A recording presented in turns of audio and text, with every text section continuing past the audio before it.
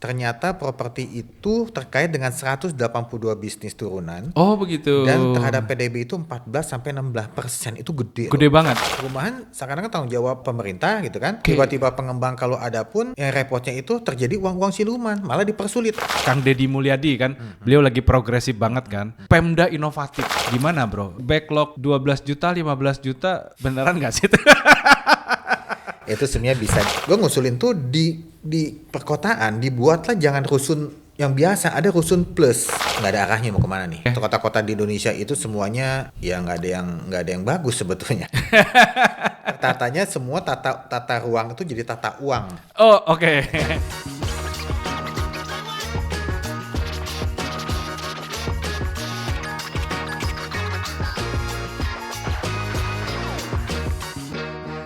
Oke, kembali lagi di Coolbiz by Big Thinkers. Di Coolbiz kita ngomongin ilmu bisnis secara asik karena kita percaya setiap orang pasti ada ilmunya dan setiap orang pasti ada bisnisnya.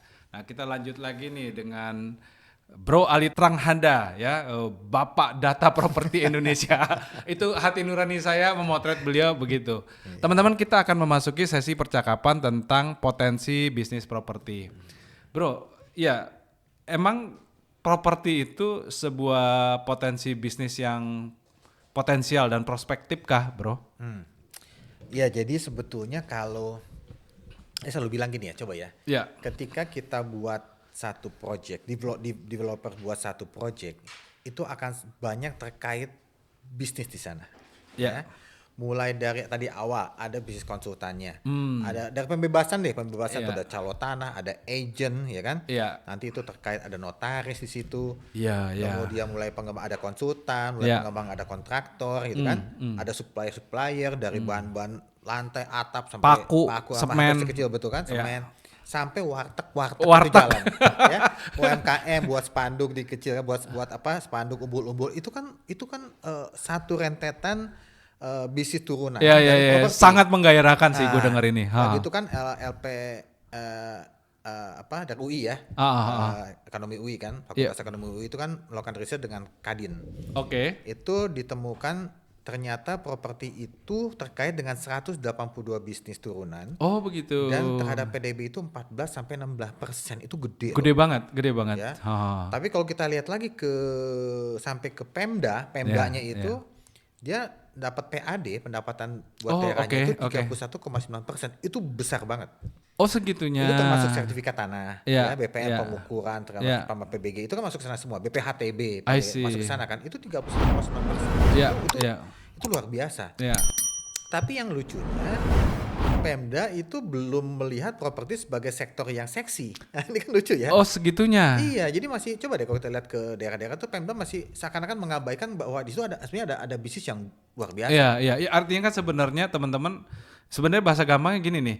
Kalau ada proyek properti berarti ada 180 bisnis lainnya tuh ikut nempel. Nah, tetapi Bro Ali tadi sampaikan Pemda itu belum terlalu asik lihat bisnis properti. Kenapa, Bro? Iya, tadi karena kalau kita lihat sebetulnya ya belum aware aja, belum apa ya?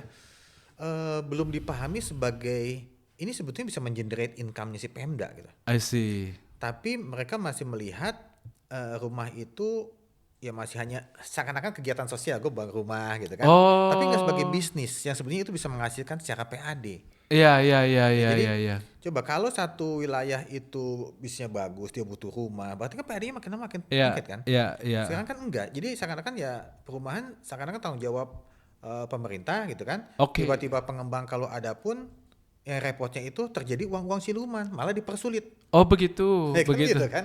Oh, banyak siluman-siluman. Banyak, ada jin, ada apa sih kan. Jadi gitu ya, coba deh kita masuk satu wilayah aja, Pemda gitu. Iya, iya. Itu katanya kan aturan udah dipersingkat Iya. dari 13 jadi 9, di 7 gitu kan. Iya, PBG normatifnya begitu. Bisa selesai mungkin 7 hari atau 10 hari selesai. Apalagi udah ada OSS pakai online gitu Iya, kan. betul, betul. Tapi kenyataannya kan tidak seindah itu gitu ya. segitunya ya, gapnya ya antara yang diorientasikan secara normatif Iya, dengan kenyataan lapangan. Betul. Hmm. Jadi selaku pelaku, kebetulan kan gue juga pelaku gitu Betul, ya. betul. ya gue ngerasain itu gitu loh. Jadi banyak uang-uang siluman yang mau nggak mau harus ikut. I see, Ini I kan see. serba salah kan? Ya, kita mau main baik dan profesional jadi puyeng dah. Susah. Iya, kita mau nggak ikut ya akan diperlambat gitu ya. Iya, Terus iya. mau ngadu ke siapa? Mau Betul. ngadu malah ditekan lagi. Iya, udah terlanjur Nah, invest. itu susah gitu. Ini yang biaya-biaya ekonomi tinggi ini sebenarnya pemerintah udah tahu, cuman bagaimana ada satu mekanisme atau mentalnya gitu yang bisa Iya. merubah itu semua gitu. I see, I Itu see. sebenarnya nggak sebetulnya itu kalau dilihat dari total omset gitu ya mungkin masih Iya. kecil lah gitu kan. Cuma itu mengganggu gitu. Dan itu menjadi kebiasaan. Iya, iya, iya, Nah, iya. kebiasaan itu yang ya gimana pun kalau kebiasaan yang salah itu salah gitu Iya, kan. Tapi iya. ketika itu tidak ada rambu-rambu yang untuk menahan itu, Iya. lalu pengembang bisa apa? Nah, kan repot jadinya kan. I see, I see. Ya gua ter-highlight banget dengan kata-kata lu. Oke lah, itu hal kecil, tapi mengganggu ya. Betul. Makanya artinya dalam konteks perdagangan global kan, ketika suatu negara goncang dikit aja terjadi capital outflow, Yes. terjadi bisnis outflow begitu Betul. kan. Masalah trust kan, kepercayaan kan. Iya, iya. Kepercayaan dan kepastian hukum di Indonesia gitu loh. I see, I see. Ya, lu ngomong begini, gue jadi kepikiran sih. Nggak ngerti kenapa. Sorry, gue sebut misalnya ada satu talk Kang Deddy Mulyadi kan, beliau lagi progresif banget kan. Dalam konteks Kang Deddy sebagai gubernur Jabar itu kok muncul di kepala gue gini loh bro, Pemda inovatif. Nah itu menarik tuh. Artinya dengan yang lu ceritakan sekarang ini. Jika teman-teman kepemdaan itu ke depan berorientasi gue pengen jadi pemda yang inovatif, itu sohiban banget tuh sama bisnis Betul. properti itu bro. Betul. Artinya mereka bisa jadi teman yang sepadan agar bikin peradaban kan. Jadi bukan sekedar proyek, bukan sekedar jual rumah. Iya. Hadir proyek properti menciptakan peradaban di pemda gue nih. Nah itu betul. Jadi gini, kalau lihat kan gini ya, aturan tuh dibuat. Tapi ketika aturan itu dilanggar dengan banyak-banyaknya ya pelanggaran, korupsi, segala macam pungli gitu, Yeah. itu menjadi kebiasaan. Ya. Ketika ya kebiasaan semua bermain di sana, itu I see. atmosfer bisnisnya nggak bagus, jadi semeraut kan. Bayangin kalau misalkan ada Pemda itu strict ya, ini bagus tertata rapi gitu. Ya, kan. A, B, B. Ya kita itu- semua ikut ya. Nah, ikut dan banyak invest kan. Iya, iya, Tapi iya. kalau satu lokasi kita lihat udah semraut. Sekarang ada isu lagi banyak yang pabrik luar negeri itu tidak mau invest di Indonesia karena masalah preman. Oke. Bisa kerugiannya berapa puluh triliun. Iya, Itu iya. kan nggak masuk akal. Iya, iya, Ya, iya, jadi iya. lokasi kita yang bagus tapi amburadul di bawah, banyak preman yang tidak I tersolusikan see, sampai saat ini pun I itu see. membuat investor nggak menarik. Iya, Mau iya. ngapain Indonesia? Iya, iya. Mending ya kan kembali ke Vietnam kan, jadi Ya. Vietnam jadi seakan lebih bagus dibandingkan Indonesia. I see, I see. Itu mungkin ya saya nggak terlalu ahli di sana kan. Iya, iya. Tapi dari sisi properti kita ngeliat juga ya gitu juga ternyata ya. Ya artinya dalam konteks keregulasian dan tatanan sosial yang seperti kurang asik ini pun teman-teman developer juga tetap progresif ya, mengembangkan bisnis. Artinya ini tetap prospektif lah ya. Pasti karena itu peluang di situ kan cukup besar. Jadi bagaimana kembali lagi nih. Jadi pemerintah itu dengan kondisi pengembang yang banyak yang masalah, kemudian seakan-akan kan pemerintah ngelihat pengembang itu tidak menjadi partner lagi, kembali lagi nih. Ini seakan-akan lu bisnis untung, lu pajak dong kasih gua, kan nggak gitu sebetulnya. Betul, betul, Sebenarnya betul. kan kalau pengembang itu bisa menjadi partner untuk pembangunan. Seharusnya, ekonomi. iya. Yang terjadi nggak kayak gitu. Kawan bincang, kawan Iya, perjalanan. yang Idealnya kayak- begitu. Betul. Yang kayak ini kan seakan-akan kayak ya tadi kayak musuh kayak pesakitan kan. Itu bisnis dapat pajak dong. Ya nggak kayak gitu loh. Oh ya, Pemerintah ya, ya. ciptain dulu kepastian hukum, suasana yang berbisnis yang bagus, baru akan masuk pengembang gitu. I see, I Gitu kan? see. Iya, iya. Jadi apa? Prakondisi ya. Iya, Jadi iya, prakondisi dan jadi motivasi ya buat teman-teman. Nah, bro, kita belok dikit, bro.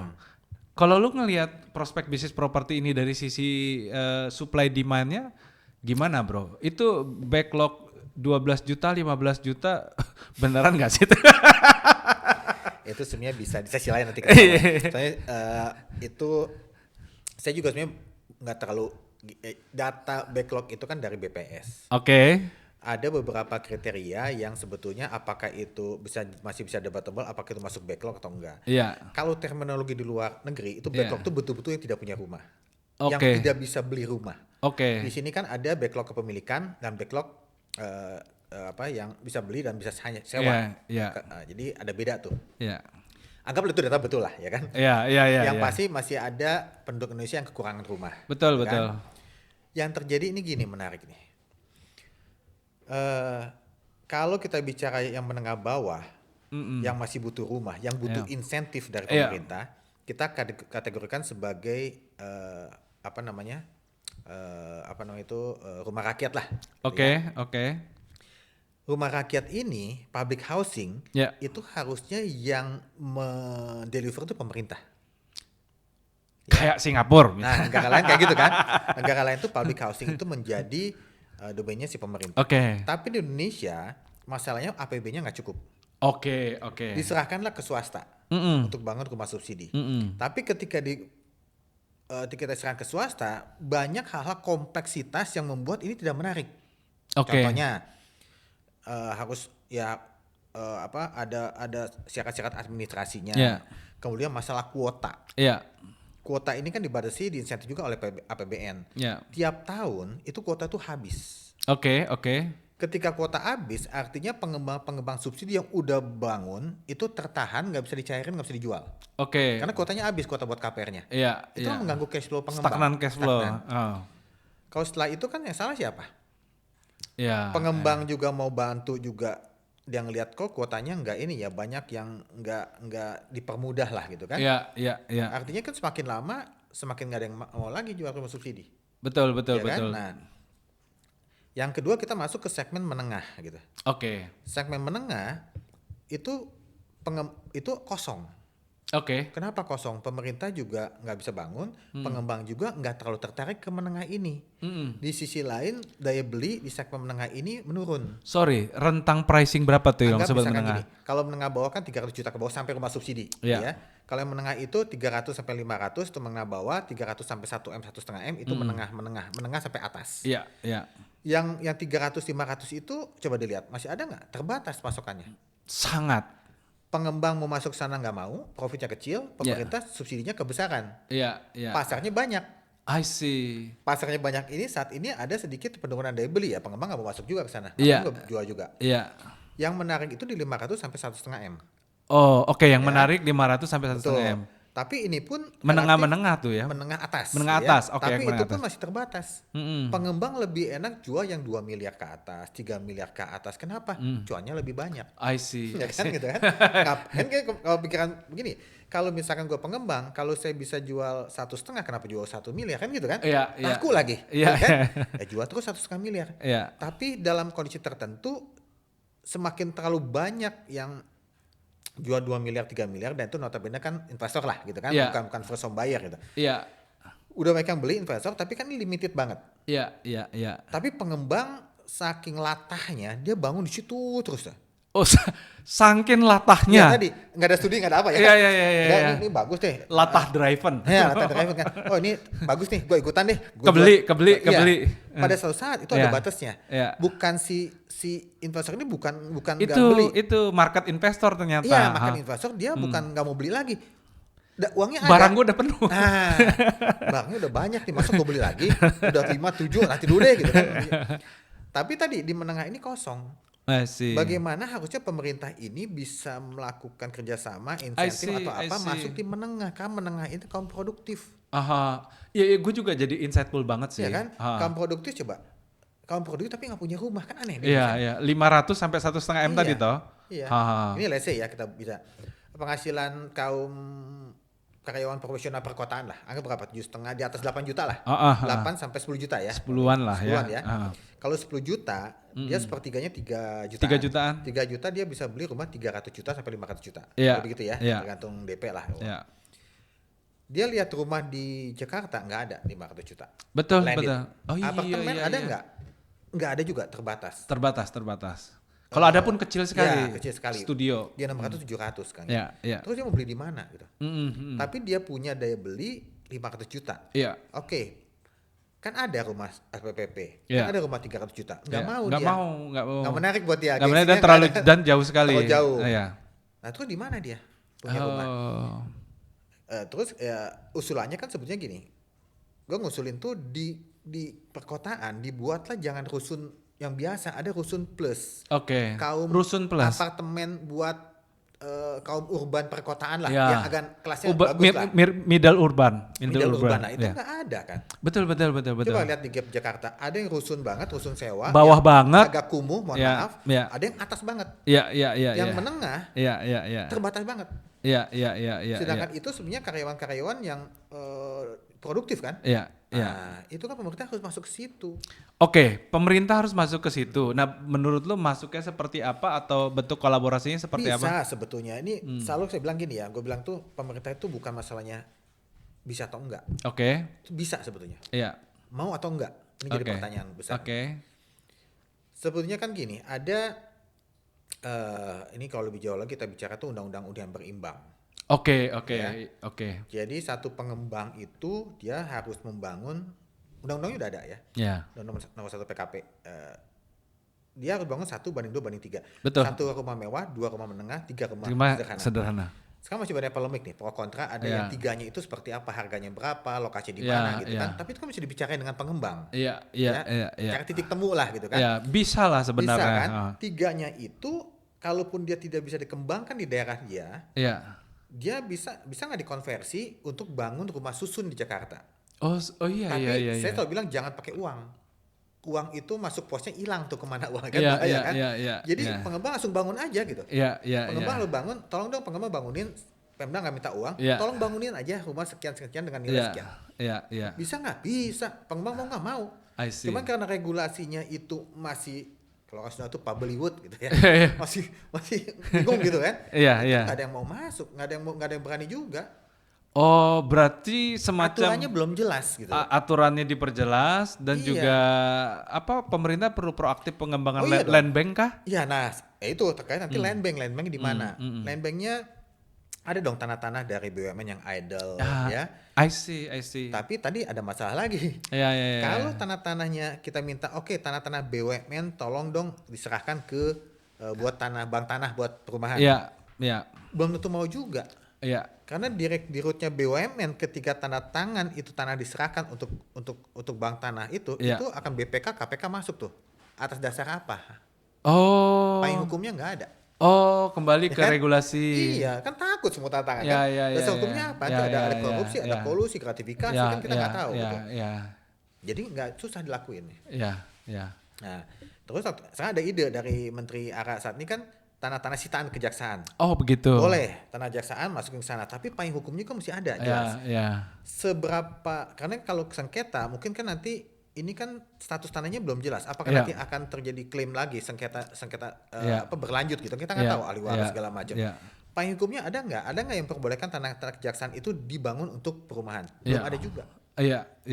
Ya jangan sampai nanti ini jadi masalah baru gitu loh. Kalau memang seperti itu bagus, cuma Iya. masalahnya payung hukumnya dong disiapin gitu loh. I see. Iya, iya 360 approach ya. Ternyata bisnis properti itu memang butuh pendekatan yang multi approach ya, Iya, baik dari betul. regulasi, memahami demand side, lalu supply side-nya Iya, seperti iya, apa. iya, iya. Nah bro, perbincangan sejauh ini jadi memantik ide liar gue nih bro. 5-7 tahun lalu gue pernah muncul di kepala gue tiba-tiba ide liar gitu kan. Kayak di sepanjang Sudirman itu kan banyak gedung-gedung. Tapi kan di sekitarnya juga kan banyak perumahan-perumahan biasa yang oke lah memang mereka sudah ada. Tapi dengan perkembangan tata kota yang ada mereka terkesan akhirnya kurang terintegrasi dengan perkembangan gedung-gedung yang ada atau tata kota yang ada. Nah pada titik itu bro, gue pernah terpikir yang namanya semacam ini bro, vertikalisasi urban. Nah gue melabel ide gue itu. Jadi gue sempat berpikir, mungkin nggak ya teman-teman yang rumahnya masih dengan terpaksa aku harus sebut terkesan kumuh lah di antara hutan beton yang ada ini, mereka berhimpun, mereka berkelompok, mereka nanti dikonsolidasi bro, membentuk menjadi apartemen. Tentu kan nilai pergantiannya buat existing aset mereka diharapkan kan akan jauh lebih tinggi dan lebih bernilai. Betul. Gimana pandangan lo, Bro? Iya, dulu itu ada konsepnya konsolidasi tanah. Oh, Jadi oke. di Pemda itu seperti gitu. Jadi misalkan pemerintah butuh bank tanah, ya butuh apartemen di sana. Betul, betul, betul. Bagaimana si pemilik ini tidak diusir, tapi masuk sebagai badan usaha atau BUMD atau apa? Oh, segitunya. Itu ada konsep konsolidasi tanah ada. Iya, iya. Cuman nggak berjalan karena kan banyak pihak terkait di sana. Iya, Untuk iya. menyatukan semua itu nggak gampang. Ya kan, kan satu lokasi itu kan bisa hanya di SP 1, ada 10, Ada yang 100 meter, ada yang 700 meter. Itu mesti dikonsolidasikan. Ah, Memang butuh konsolidasi, waktu. aha, Betul, aha. betul. Cuma kembali lagi, memang itu jadi permasalahan. Itu kan jadi permasalahan kaum urban ya. Iya. Pertama dari perencanaan tata kota kita itu nggak ada arahnya mau kemana nih. Oh, oke, Ya, oke. kota-kota di Indonesia itu semuanya ya nggak ada yang bagus sebetulnya. Tertatanya semua tata ruang itu jadi tata uang. Oh, oke. Siapa yang punya uang Dia bisa dia bisa menata. gitu kan. Itu yang terjadi.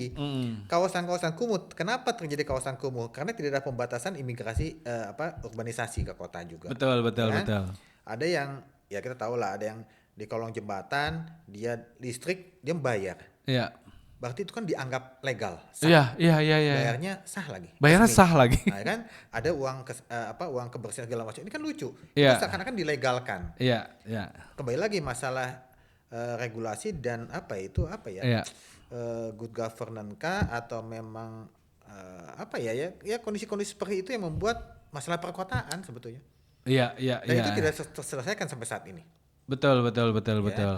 Jadi kalau memang kita lihat buat kota baru ya harusnya ya harapan kita IKN, tapi IKN kan belum jelas juga deh. Iya, iya, iya, iya, masih ongoing. Iya, tapi kalau kota-kota baru seperti itu kan coba kita Iya, iya, iya, iya. Ya itu untuk new area ya, area-area baru ya. betul. Ya walaupun ya untuk kota yang udah padat kayak Jakarta ini menarik sih jika kita mampu berkonsolidasi. Gue jadi teringat kayak pas gue jalan-jalan ke Singapura, bro, ke ya, Cina. TOD segala Itu macam. kan apartemennya, Betul, terus betul. taman-tamannya luas. Betul. Nah memang ideal sekali ya jika terjadi public trust sehingga akhirnya publik dan pemerintah juga kolaboratif ya untuk Iya. mengeksekusi, menghadirkan tata kota yang ini kan enak. tantangan buat planolog Indonesia sebenarnya kan. Oke. Karena kan kalau kita lihat kota-kota di luar itu di Indonesia itu masalah TOD, Transit Oriented Development, I see. masalah transportasi itu muncul ketika kotanya udah jadi.